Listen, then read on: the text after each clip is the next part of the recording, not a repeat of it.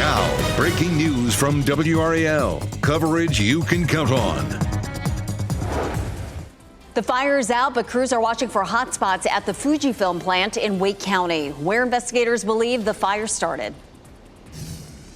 And rain, wind, and cold all coming later this week with a cold front. I'll show you the timeline. And we have new information about the teen who was shot by Durham police this weekend, why officers say they were called to that scene, and the charges the 16-year-old could face. Crews are on the scene of a biotech company in Wake County after a fire this morning. Good afternoon, everyone. I'm Renee Chu. And I'm Jeff Hogan. Thanks for joining us. Firefighters were called to the Fujifilm Diosynth Biotechnology building in Holly Springs around 10 o'clock this morning. They quickly brought that fire under control. Now the search for the cause is underway. WRAL Sean Gallagher is live on the scene. Sean, we understand that at one point they had to tell the employees to leave.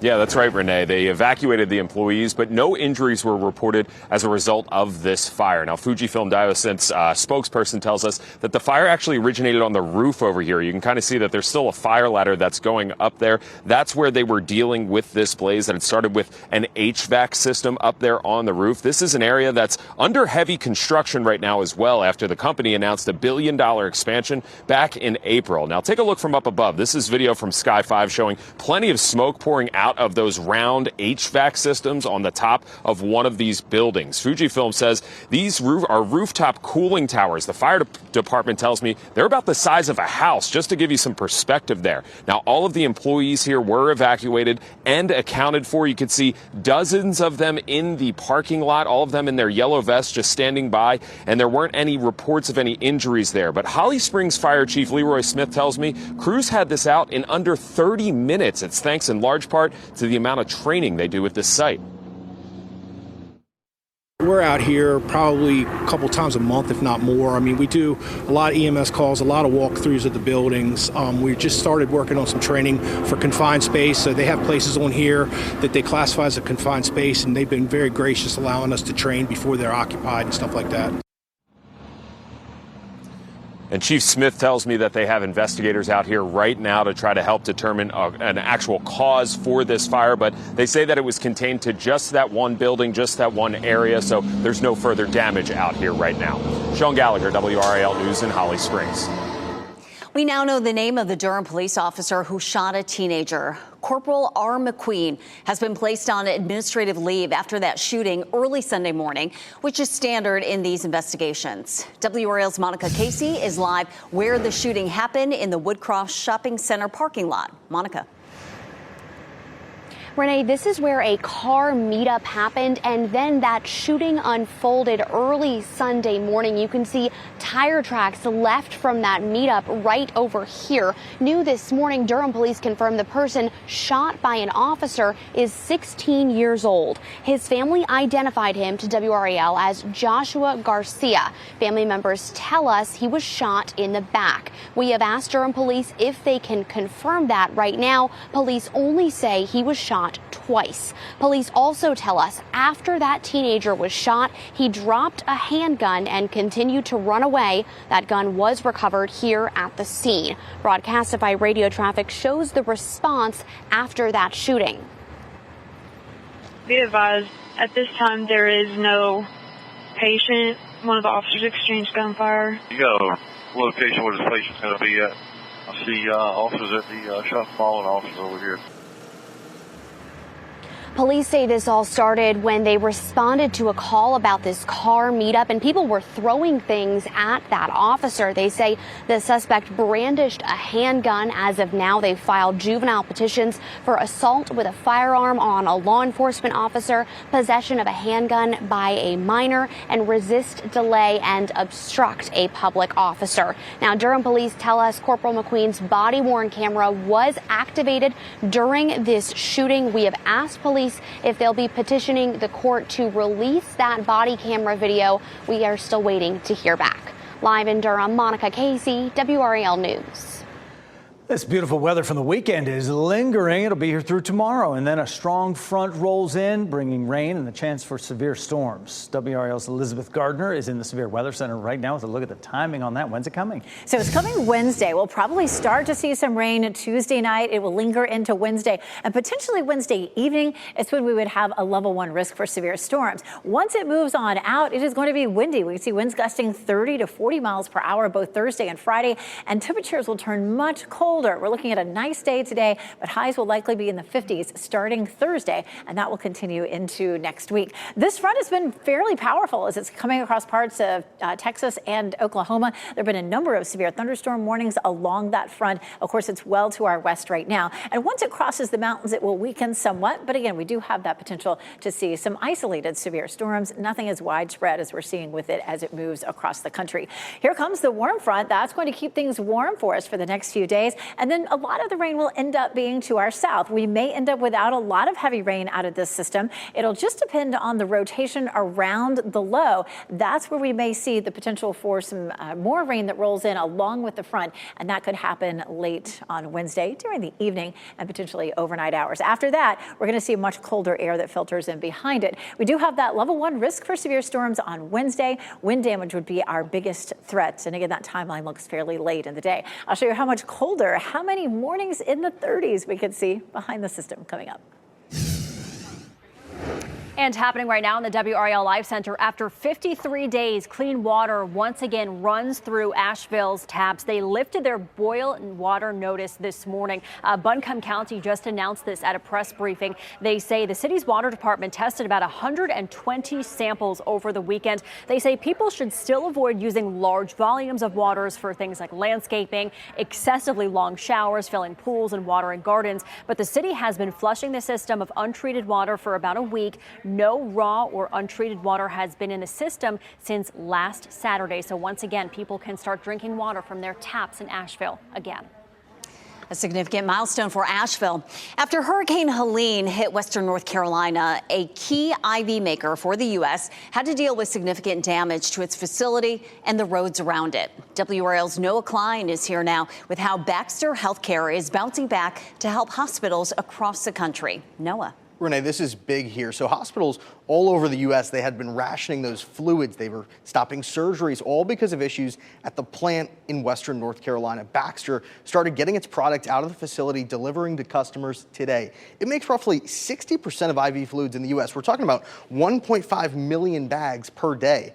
The company has a 1.4 million square foot facility in North Cove. That's roughly 30 miles or so from the Asheville area. The company says a levee breach led to flooding damage, stopping all production of IV and dialysis solutions.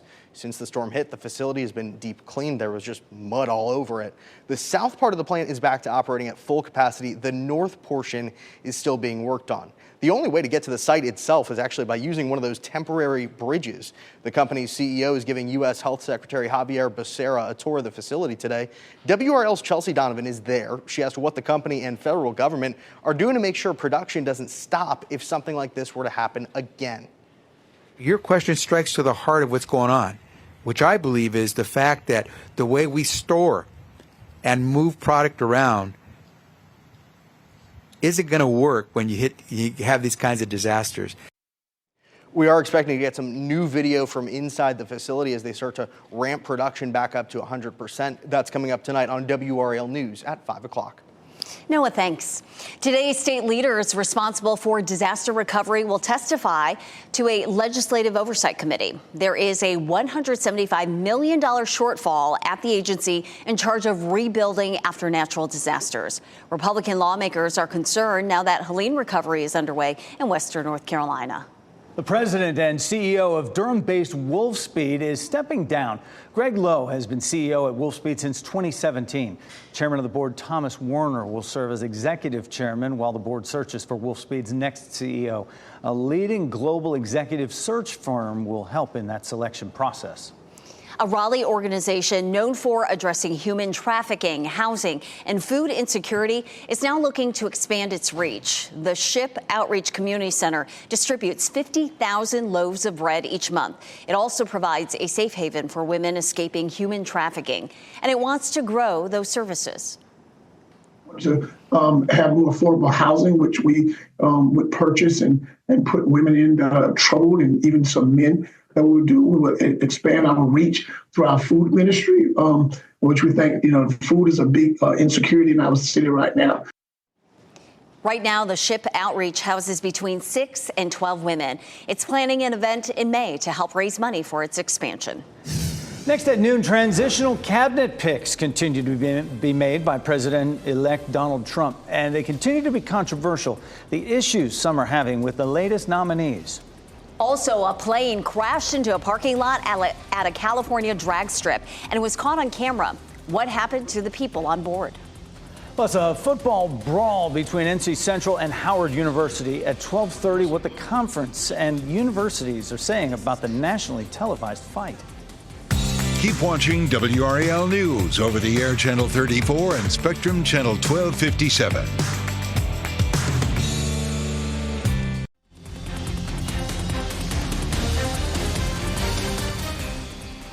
Bring you back this noon with a live look at Lake Gaston. How beautiful is that? Some clouds hanging around there, but a warm afternoon for this time of the year, no doubt, as you watch WRAL News, available on Hulu and the WRAL app on your TV or streaming device. President-elect Donald Trump is showing no signs of abandoning controversial cabinet picks, and that includes Pete Hegseth, Trump's choice for defense secretary, and Matt Gaetz, the president-elect's pick to head the Justice Department. Both men are linked to sex scandals. NBC's Hallie Jackson gives us a closer look. This morning, President-elect Trump signaling a major move on immigration, responding true to a post on his social media platform, saying he will declare a national emergency and use military assets for a mass deportation program, a program he pledged to implement during his campaign, which focused in part on immigration and the southern border. The Republican platform promises to launch the largest deportation operation in the history of our country. And he's promised to use the military as enforcement in the past. We must use any and all resources needed to stop the invasion, including moving thousands of troops currently stationed overseas. Now, as Mr. Trump nods to his immigration plans and prepares for office, he's also facing a fight in Washington on some of the picks for his new administration. A standing ovation. After taking in a different kind of fight at a UFC match with allies this weekend. The spotlight now on his choice to lead the Pentagon, former Fox News anchor Pete Hegseth. His attorney confirms to NBC News Hegseth paid a settlement to a woman last year after she previously accused him of sexual assault in 2017. But the attorney says Hegseth maintains his innocence and that the encounter was consensual. Do you think that this matter could sink Pete Hegseth's confirmation? It could. We'll figure out if he can get confirmed or not. And I do think that Pete's a good pick for this position. Mr. Trump has told advisors he plans to stand by Hegseth after a recent conversation with his nominee, according to the New York Times, citing two people briefed on the discussion.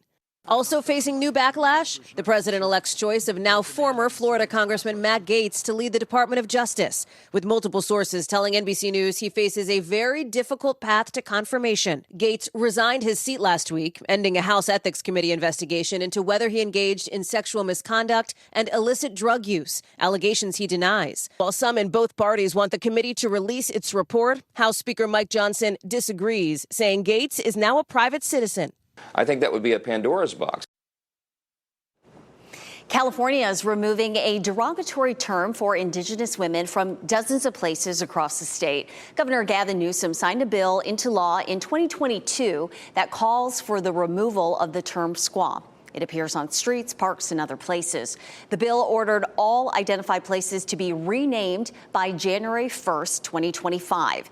The state consulted with Native American tribes to come up with the new names. If local governments do not choose replacements within 180 days, the law allows the state commission to step in with recommendations. Today, a New York State parks worker who died while fighting a wildfire will be laid to rest. Friends, family, and fellow firefighters remembered Dariel Vasquez at a wake yesterday. He was 18 years old when he died.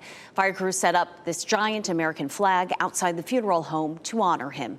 Authorities say he was killed when a tree fell on top of him during the firefighting effort. The FAA and NTSB are investigating a small plane crash at a drag strip in California.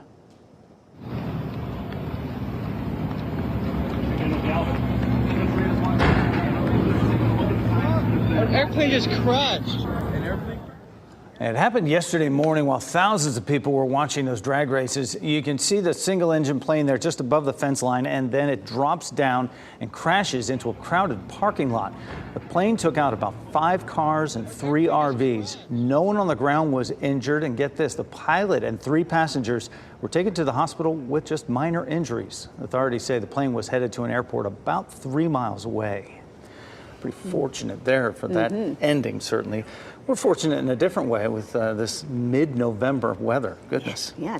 We'll get up into the 70s today. It is going to be the prettiest day of the week before things change. Meteorologist Elizabeth Gardner with a view of Apex. Gorgeous blue skies here as we take a look down Salem Street and people outside enjoying this abnormally warm weather. I mean, it is abnormally warm, even though it may not seem like it, because it's been awfully warm for this month. We are going to see a big drop in our temperature by Thursday, but highs will stay in the 70s for the next couple of days. We will see increasing clouds tomorrow and then a fairly wet day on Wednesday, even with the warm temperatures. Our dew point sitting at 50, so it's a very comfortable day out there. 68 in Roxborough, 66 in Rocky Mount, 65 in Fayetteville, and 67 in Southern Pines. Our forecast high today of 72, and we've already hit it, so we may actually jump all the way up to, say, 74, 75 in some spots, especially in Raleigh and Durham, looking at 72 potentially in Fayetteville as we get through the afternoon. So it's a warm one out there. I love our Weather Watcher photo from today. Ken Christensen from Northampton County sent us this photo of a sundog. And a sundog happens when sun's rays move through a cloud that is like this high thin cirrus cloud that's created by ice crystals. And so the sun's rays moving through those ice crystals refract the light and create a rainbow effect. And so it's called a sundog. The sun would be over here off screen, but that's a great photo. Thank you so much to Ken for sending us that. Go to WRAL.com and search Weather Watchers and send us some of your photos. Here comes the front that will arrive here on Wednesday evening. And along that front in Texas and Oklahoma early this morning, we had a lot of severe thunderstorms and tornado warnings that were developing along that front. Started to calm down just a little bit. We're not likely to have widespread severe storms here. We have a level 1 risk for severe weather for late Wednesday as the front comes through, and some isolated wind damage is what we'd be looking at. But things change pretty quickly, and that's 48 hours away, so keep checking back. 72 today, 70 on Tuesday, 71 on Wednesday. But Wednesday's going to be a bit more unsettled. After that, our highs will be in the low to mid 50s, and overnight lows starting Friday morning are in the 30s, and that may linger into the weekend. It's been a very warm fall so far. So far, we've only had 2 mornings with temperatures in the 30s at RDU, and typically we see 22, and officially, meteorologically, autumn ends at the end of this month, so we only have 2 weeks left. And we do have some more mornings in the 30s, but we're certainly not going to hit that average of 22 at this point. Cooler air starts to filter in on Thursday behind our system, and we're looking at some cooler air as we get into the weekend.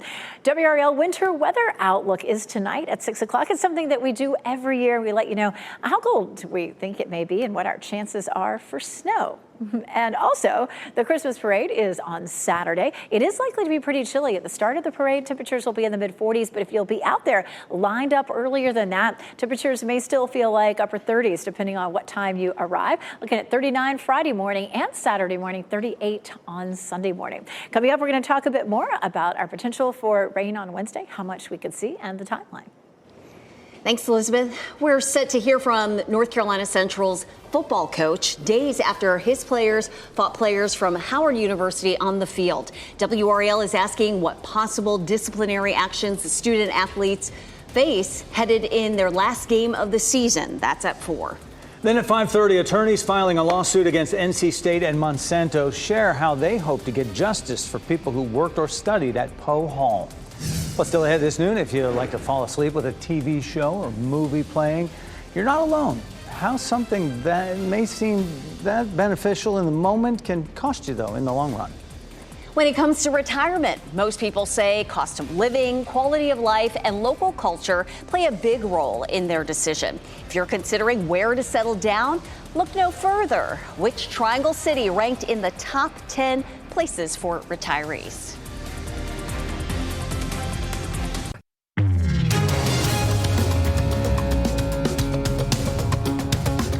The CDC is investigating an E. coli outbreak linked to tainted carrots sold in 18 states, including here in North Carolina. And so far, one person has died. Dozens more have gotten sick. Investigators traced the organic carrots to a carrot producer in Bakersfield, California.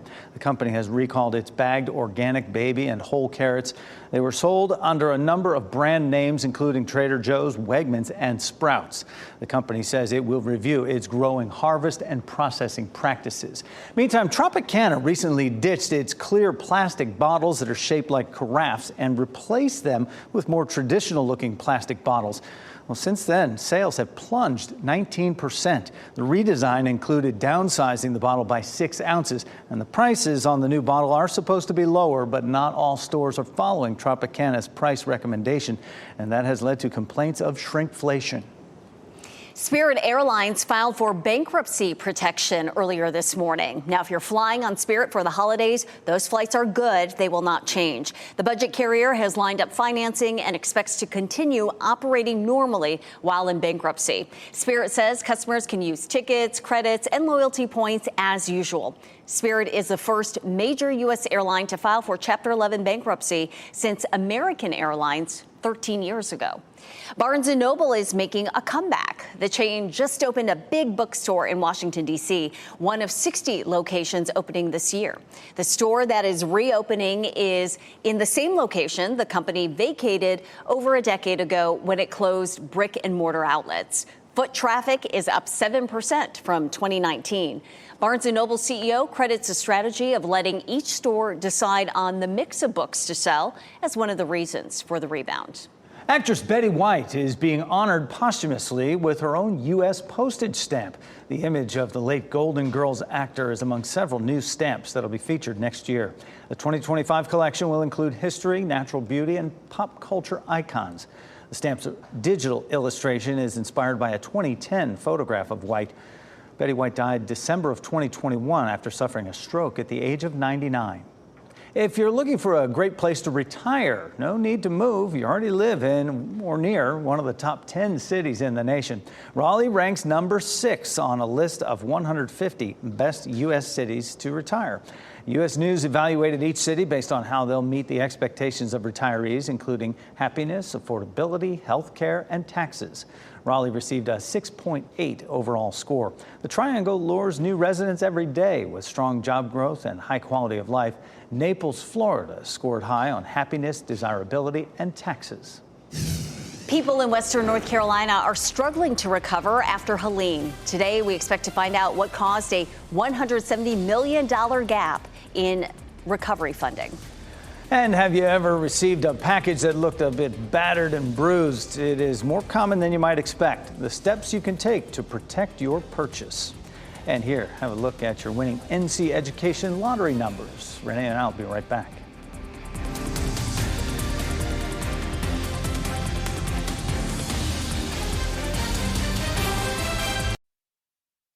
Shot in 4K ultra high definition. Your #1 source for local news. WRAL News. Coverage you can count on. New this noon, WRAL has heard from Wolfspeed after the company announced its CEO is leaving this month. WRAL's Chris Levengood talked with the company spokesperson, and he joins us now with what they're saying about all this, Chris. Well, Renee and Jeff, I wanted to know what Greg Lowe's exit means for the people invested in Wolfspeed. That includes people who live here and those who work for the company. Lowe's exit is happening as there is a reduction in staff at Wolfspeed. Earlier this month, we reported the company eliminated hundreds of positions as it transitions production to higher-powered chips. And in August, Wolfspeed announced the closure of its chip-making facility in Durham. Now, at the time, it said plans are moving forward to build a factory in Chatham County. With an outgoing CEO, I requested the company make someone available to talk about the next steps. But the spokesperson said for now, they're just going to refer us to their press release.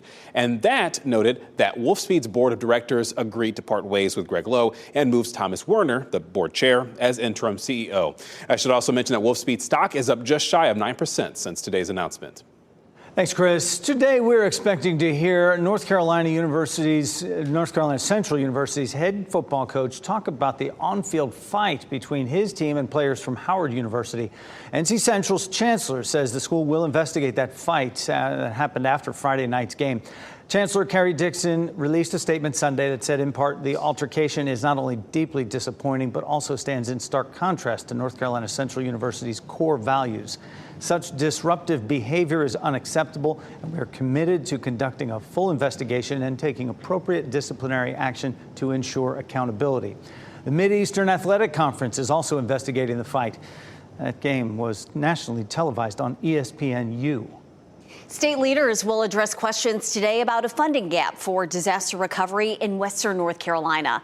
That gap is about $175 million. WRAL's Kelsey Coffey explains Republican lawmakers are blaming Governor Cooper for this. Right now, the state's disaster recovery agency is $175 million short of what they need. Discussions will be happening here inside the legislative building later today to get down to the bottom of what went wrong here. This comes just weeks after Hurricane Helene ripped through western North Carolina. State leaders who are over disaster relief efforts will testify before lawmakers today. House and Senate Republicans are concerned about the $175 million funding gap, especially now that Helene recovery is underway. The head of Rebuild NC will testify about this budget deficit. WRAL Docs covered the problems that organization is facing in our documentary Aftermath, which focused on people still waiting for help years after Hurricanes Florence and Matthew. Those state leaders are scheduled to testify this afternoon at 1 o'clock. Kelsey Coffey, WRAL News in Raleigh. It's a final chance for Durham County Schools parents to learn more about the district's plan to restructure. The district is holding the last information session on the next steps of its Growing Together initiative. Leaders say the main goals are equity, access, diversity, and managing growth in Durham. The district will be split into 5 regions. Each will have equal opportunity and a base school. Tonight's session will be at Northern High School from 5:30 to 6:30. Also today, Johnston County parents will learn more about the school district's reassignment plans there. The school board will hold a special meeting to discuss the 2025 and 26, as well as the following school calendars. This comes after board members voted on new reassignment plans during last week's meeting. Some students will attend different schools next year. That's because the district plans to open 1 elementary and 1 high school over the next 2 years. 2 current elementary schools will also be expanded. Today's meeting in Johnston County is at 8:30 this morning. With the holidays right around the corner, that means more shopping and more shipping. The big downside, more packages showing up damaged. NBC's Brian Chung gets a first look at the new numbers showing just how often our items end up delivered the worse for wear and why. She just threw it. Did you hear that? They show up busted. I was very disappointed by my package. Cracked. This is broken. And sometimes soaking wet. Those important holiday deliveries showing up damaged on your doorstep. In fact, 60% of Americans reported getting damaged packages, a 7% increase from last year, according to an exclusive new survey. And I just heard a really loud thud. Pam Loving ordered this TV stand for her new home in time for the holidays. But when it arrived... And then when you walked over to the door and opened it, was it better or worse than you had thought it sounded like? I opened the door to find the up arrow was facing down. There was a big chunk missing out of the top of the box. The TV stand, unusable. And you can see the crack. Oh, that's busted, yeah. And she isn't the only one. Oh, that makes me so mad. More and more people are getting unpleasant surprises when they unwrap their holiday orders. I think damaged packaging is a lose-lose for everyone involved. An estimated 700 million damaged packages are delivered in the U.S. each year, worth about $50 billion. Ashwin Morthy from DS Smith, the packaging solutions company that conducted this study, says in the race to deliver, packages are moved on conveyor belts and delivery trucks at higher speeds, leading to bumps and bruises along the way. It gets up to about 50 Gs. 10 times more G-force than typically experienced on a roller coaster. But there are steps you can take to protect yourself. First, take a picture of the damaged package and item. Second, reach out to the retailer as well as the shipping company. Include your order number and photos if you can. As for Pam Loving, her holiday spirit is still in one piece, even if her TV stand isn't. Pam, how does this experience impact your holiday shopping plans?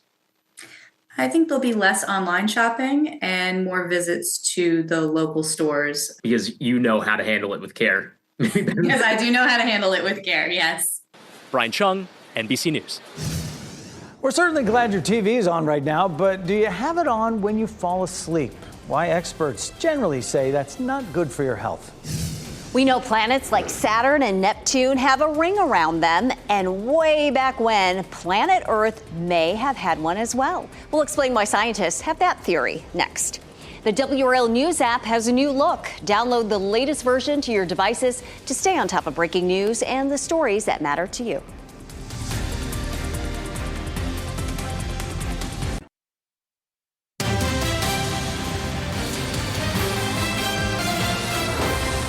The threat of post-surgery complications remains a concern in the U.S. More than a third of people have adverse effects after going under the knife, and roughly 20% of those issues were caused by medical errors. The study examined about 1,000 patients in Massachusetts. Researchers say in some cases, these medical mistakes resulted in problems, including infections that were either serious or life-threatening. Smoking marijuana can speed up aging, increase cancer risks, and even affect your future children. Researchers describe cannabis as a genotoxic substance that damages genetic information within cells, potentially leading to those health issues for users. Mitochondria are powerhouses of the cell. They generate energy to fuel the cell. Well, researchers say that mitochondria produce less energy if the active chemicals in marijuana are present, and dysfunction of the cellular process can lead to drastic effects on your health. If you like to fall asleep with a TV show or a movie playing, you are not alone. Many people seem to have the same bedtime ritual, but why? I know we're not supposed to have our TV on at night, but I think more than half of the Americans fall asleep with their TVs on. It is soothing. It is calming to us. It's almost akin to having white noise. Psychologists say some people may also like to have a show or movie on to help distract them from racing thoughts or feelings of loneliness. While that might be beneficial in the moment, being exposed to blue light from your TV or phone can disrupt your quality of sleep. Not getting good sleep can affect both your mental and physical health. When you're falling asleep, I would be very mindful of what you're watching. Let's watch something like a romance or a comedy. I would avoid watching true crime. I would avoid watching any news because that can be anxiety provoking. Watch something that makes you feel good at night. And what about instead of watching something before bed? You could try reading, journaling, meditating, or listening to calming music. You could also use a sound machine or have a fan going for background noises. I'm a fan of the fan. Police across the pond are investigating a burglary involving the British royal family. What was taken during the break-in? Plus, 4 planets share a distinctive trait, rings. Now scientists are investigating a possible solar system surprise.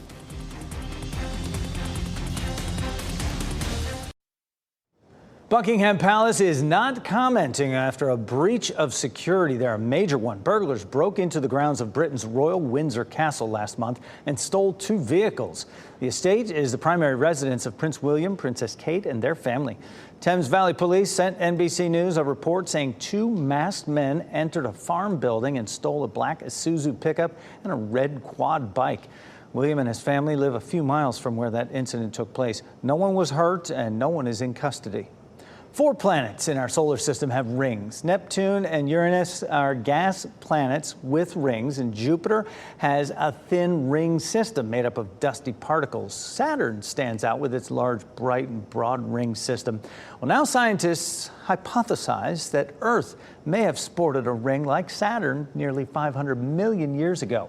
A new study suggests the rings could have formed when a large asteroid passed close by but did not hit Earth.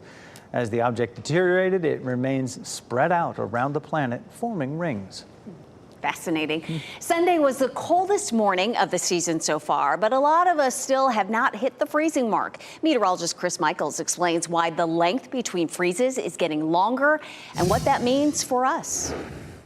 So there are two main impacts that we get from a longer growing season, one of which is the prolonged allergies, and another is that some pests and insects can last a little bit longer. These are things that we've talked about in recent weeks. We've also talked about this. On average, every September through November, we have 22 mornings in the 30s. Well, so far this year, we've only had 2, and we've yet to hit the freezing mark. The last time we did so, at RDU at least, was February 21st. So it's been 271 days since we fell below freezing in the Triangle. That's a record for the longest growing season or longest time in between freezes. You can see, however, that the growing season's gotten longer. So over the past 80 years, on average, it's 205 days, but within the past 5 to 10 years, it's increased by about 2 weeks. Hence why we showed you guys some of those impacts just at the beginning of this segment. Now, we're not going to hit freezing within the next few days, but you do see a nice dip in temperatures here as we head into the upcoming weekend. That's when we'll see lows in the 30s. And if the wind can calm down enough,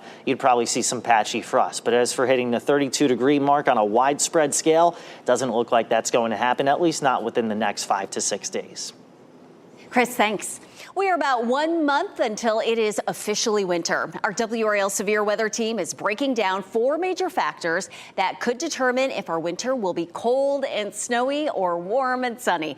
WRAL's winter forecast airs tonight at 6 right here on WRAL. And while we're talking about it, getting in the mood, you can kick off the holiday season with us. A WRAL tradition of more than 50 years. Saturday is the 80th annual Raleigh Christmas Parade. So join us live this Saturday morning, November 23rd, for dazzling floats, festive music, and a spectacular Santa finale. All the unforgettable holiday fun starts at 9 a.m. and we will be there once again for you. We're going to get that cool down just in time for it to start feeling like the holidays. That's right. It will feel seasonal. Do you remember last year was one of the warmer parades that we've had? So it's time to get a little cooler weather, but it will be dry. Meteorologist Elizabeth Gardner in the WRAL Severe Weather Center with a preview of Saturday. And that's really the big thing, if it's raining, which it's not going to be snowing, it's just not quite as much fun. So nice and dry, really pretty day for Saturday. It will be chilly. Now, if you're going to be lining the parade route, closer to say 7 o'clock, 8 o'clock in the morning to get the prime spot, it's probably going to be more like upper 30s to around 40. But at 9 o'clock, as our broadcast begins, looking at mid-40s. And then as the parade's ending at around noon, we're looking at probably 51 degrees or so. So bring along your sunglasses and some blankets, too. I always feel for the people. I look at the smart ones. They're dressed all up in their onesies, with a hat and, a blanket, and they're all cozy. Beautiful sunny day for us right now. Fayetteville, Apex, Raleigh, and Chapel Hill all showing some high, thin clouds. But that's all we'll see today. Chapel Hill, courtesy of Top of the Hill restaurant here. We talked at the beginning of the newscast about the 3 things. Today and tomorrow, even Wednesday, will be warm with highs near 70. But late Tuesday night into Wednesday, we're going to see some rain. It may be that rain is really light. We could be looking at a 1/4 of an inch or so, and unless we see the cold front being able to move in with some rain and help to produce some thunderstorms, which would bring us closer to maybe 1/4 to a 1/2 an inch, depending on what happens there. Once the front moves on by, the wind is really going to pick up. We're going to see gusts 30 to 40 miles per hour on Thursday and Friday. That's not enough to cause a lot of damage, but it'll cause limbs to fall. It may toss some trash cans around, that sort of thing. And it will be chilly, like Chris was saying. Our high temperatures will be in the low 50s. Overnight lows will be in the upper 30s, not likely to be freezing, but 30s will be chilly. Of course, we've seen the system moving across parts of Texas and Oklahoma, producing a good bit of severe weather. That's all calmed down for now, but as it slides eastward later on this afternoon and evening, there'll probably be more of that. We'll see the warm front lifting toward us on Tuesday, but the rain will stay to our west Tuesday. That's 2 o'clock tomorrow. And then getting into the first part of the day Wednesday is probably when we'll have a good chance for rain. The front itself will come through, though, later in the evening, and if enough of the moisture wraps around that low, we'll end up with some scattered storms potentially on Wednesday. Some of the models are really showing a lot of that rain staying to our north with the front itself. So we'll see how that all plays out. Make sure you check in with us over the next couple of days because we may fine-tune this a little bit. Right now, we have a level 1 risk for severe storms on Wednesday. It would be isolated at best. Snow lovers, take note around that low pressure system. We are likely to have enough moisture for some snow, especially on the western northern facing mountains there.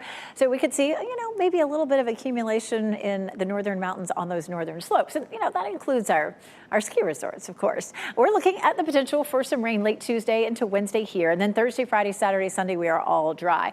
Don't underestimate the way it's going to feel on Thursday and Friday with those winds gusting 40 to 43 miles per hour with the cooler temperatures.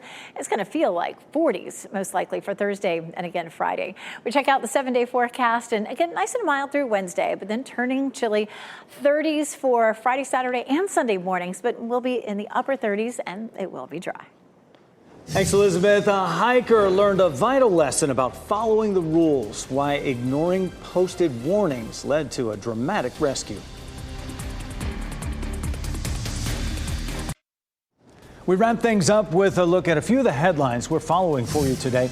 A fire at Fujifilm Diosynth Biotechnologies in Holly Springs forced an evacuation of that building this morning. A company spokesperson said the fire started in a cooling tower on the roof around 10 a.m. It was out within an hour. No one was hurt. The cause of the fire is under investigation. Durham police say a 16-year-old was shot twice by police over the weekend. In an update this morning, police identified the officer involved as Corporal R. McQueen. He was wearing a body camera and it was activated. Family members have identified the teen as Joshua Garcia. This all unfolded just after midnight Sunday morning in the parking lot of Food Lion on Hope Valley Road. Officers were there to check out a report of car club racing. For the first time since Helene hit North Carolina, the Asheville area does not have to boil the water. Until now, water running out of the tap was not safe to drink, make ice, or use to cook with without boiling it first. Helene essentially wiped out the water treatment plant and destroyed many of the pipes. Public Works employees have spent the last 50-plus days making repairs and rebuilding a backup reservoir to get them to this point. Beyonce is taking the stage during halftime on NFL Christmas Game Day. The Houston Texans take on the Baltimore Ravens in Beyonce's hometown of Houston. Beyonce made the announcement on social media, catching a football while standing on the hood of a red rose-covered coupe. It will be the first time she's performed tracks from her Cowboy Carter album live, which she first revealed during this year's Super Bowl. Now, the last time Beyonce performed live at an NFL game was in 2016 for Super Bowl 50. A dramatic scene played out in California Sunday afternoon when two emergency agencies teamed up to rescue a man who was dangling from a cliff. This happened yesterday afternoon. Someone called police after spotting a hiker who was yelling for help. The San Francisco Fire Department says the man ventured off the trail and became stuck when a rock slipped from under his feet. The man was airlifted to the parking lot and examined by paramedics who said he didn't need any further medical assistance. Our pet of the day suffered abuse for being too friendly. Now our friends at ARF Rehab hope he finds a loving home. Meet Scooby-Doo. A young man bravely helped him find freedom, medical care, and safety from severe physical abuse. Scooby rolled in delight the first time he saw toys. Volunteers say he has a heart of gold and now he just needs a great family. There is no adoption fee in gratitude to retired military and service members. Call ARF Rehab at 919-894-1111. NBC News Daily is next on WRAL, your next local news update in 30 minutes. You can also get breaking news updates anytime with our WRAL News app. Have a great day. Keep watching WRAL News over the air Channel 34 and Spectrum Channel 1257.